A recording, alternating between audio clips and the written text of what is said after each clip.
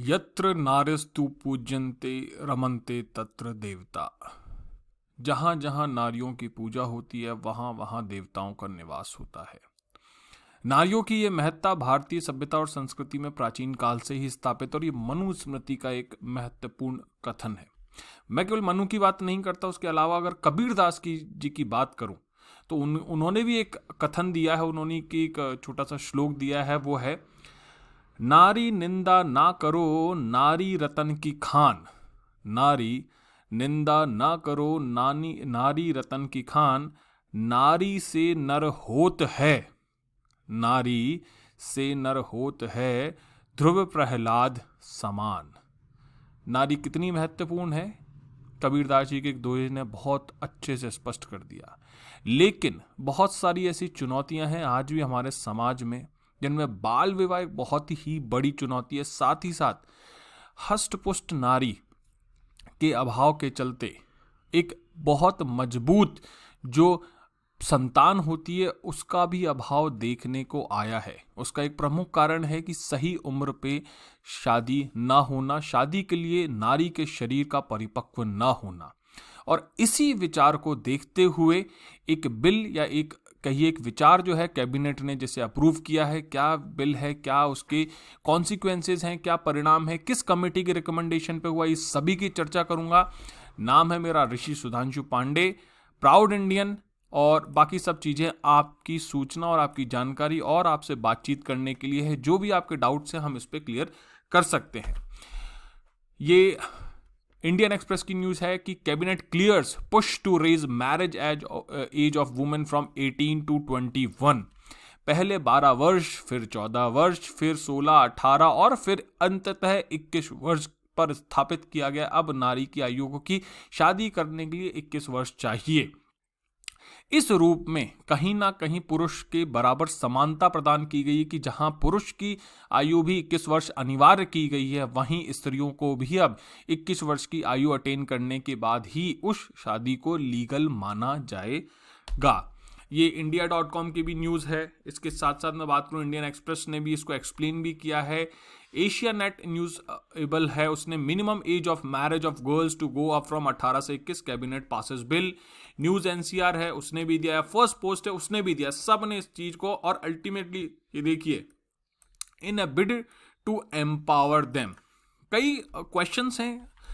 पहला क्वेश्चन से पहले मैं आपको सूचना बता दूं कि December 15 वेंसडे को ये डिसीजन लिया गया है। रेज द मिनिमम या legal age of marriage for women from 18 to 21 years. अभी लीगल एज मेन की क्या है, 21 years. With this decision the government will be bringing the age of marriage for both men and women at par. तो इसी की बात करूं, समानता की बात की गई है। पहला question, why is there a minimum age of marriage. एक क्वेश्चन रेज होता है कि क्या फर्क पड़ता है, सरकार क्यों कर रही है सब काम, क्यों 21, मैं तो 15, 16, 25, 50 कोई भी एक रखना चाहता हूं, मेरे को कोई फर्क नहीं पड़ता। Yes, correct. लेकिन एक मिनिमम एज होने की रिक्वायरमेंट क्या है? पहला है कि मिनिमम एज दे रहा है, इसका सबसे बड़ा कारण है कि चाइल्ड मैरिजेस हैं उनसे बचाया जाए and prevent the abuse of minors. Although कुछ लोगों का क्रिटिसिज्म हो सकता है कि कितने भी कानून बना लो, चाइल्ड मैरिज हो रही है, लेकिन मैं आपको व्यवहारिक स्तर पे बताता हूं कि इन कानूनों का प्रभाव पड़ता है। और केवल कानून बना लेने से समाज में बदलाव नहीं होता। समाज में बदलाव तो समाज को कानून के साथ चल के करना ही होगा। तो वो जो क्रिटिसिज्म है वो कुतर्क के रूप में स्वीकार किया जा सकता है। हाँ, ये जरूर है कि इस कानून का एक स्ट्रिक्ट इंप्लीमेंटेशन भी चाहिए, इससे मैं सहमत हूं। आगे यह है कि स्पेशल मैरिज एक्ट 1954 है and the prohibition of child marriage act 2006, वो भी ऐसा कहता है कि 18 और 21 जो है वो मिनिमम एज है मैरिज की वुमेन और मेन के लिए रेस्पेक्टिवली। और आज की तारीख में for the new age of marriages to be implemented, ये जो कानून है इन्हें उपयुक्त परिवर्तन, जो संशोधन है, जो स्वीकृति दिया कैबिनेट ने, उसके अनुसार बदला जाएगा। सेकेंड क्वेश्चन आता है, why has the government decided to reexamine the age of marriage. भाई 18 चल रही थी, चलने देते शांति से, कहां दिक्कत थी? तो ये री एग्जामिन क्यों किया गया कि भाई क्या बदला जाना चाहिए?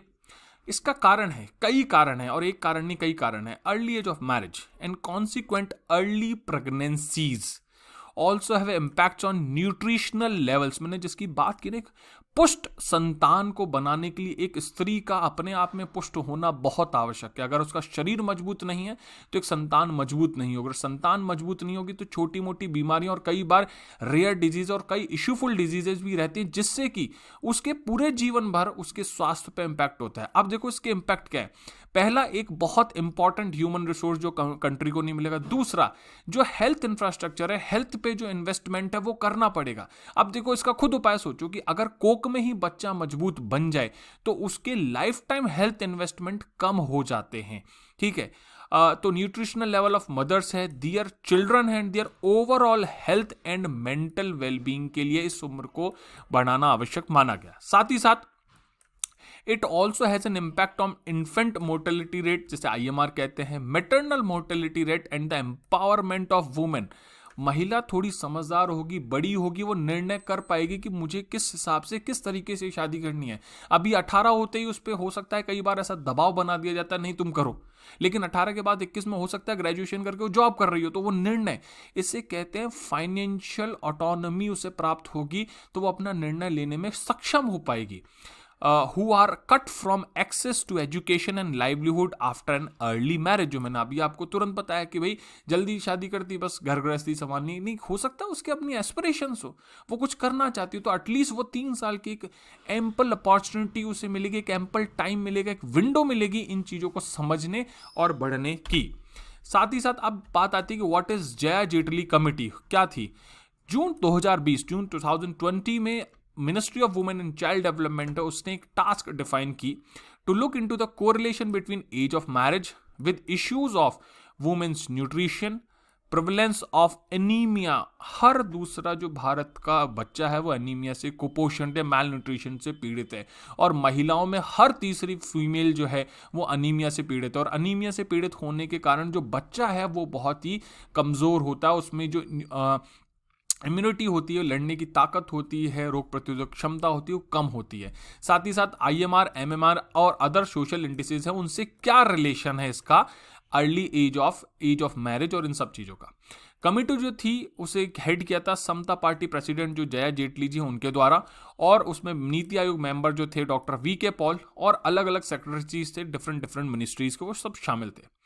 कमिटी ने इस विषय पे ध्यान दिया at the feasibility of increasing the age of marriage and its implication on women and childhood, as well as how to increase access to education for women। तो ओवरऑल वुमेन एम्पावरमेंट पे committee ने अपनी report दी और बताया सब कुछ। Committee ने क्या recommendation the? The committee has recommended the age of marriage be increased from 20 to 21 years। तो साफ साफ जया जेटली कमिटी है उसकी रिकमेंडेशन, और उसमें सब लोग शामिल हैं। On the basis of feedback they received from young adults from 16 universities, 16 अलग अलग यूनिवर्सिटीज से इनपुट लिया गया, और across the country over 15 NGOs were also engaged to reach out to youth adults in far-flung areas and marginalized communities। ऐसा नहीं है कि केवल अपर क्लास से पूछ के निपटा दिया गया, नहीं भाई, मार्जिनलाइज कमिटी और अदर जो सेक्शन थे उनसे भी इस पे बात की गई। अब बात करते हैं कि क्रिटिक्स और एक्सपर्ट जो हैं वो इस बारे में क्या कहते हैं। थोड़ा सा जो वुमेन्स और चाइल्ड राइट एक्टिविस्ट हैं वो इसके नेगेटिव हैं। उनका ये कहना है कि increasing the age of marriage of women on the basis that such as legislation would push a large portion of the population into illegal marriage। तो इसका एक तरह उपाय ये है कि implementation of the law or the rule must be very critical and अच्छे तरीके से होना चाहिए।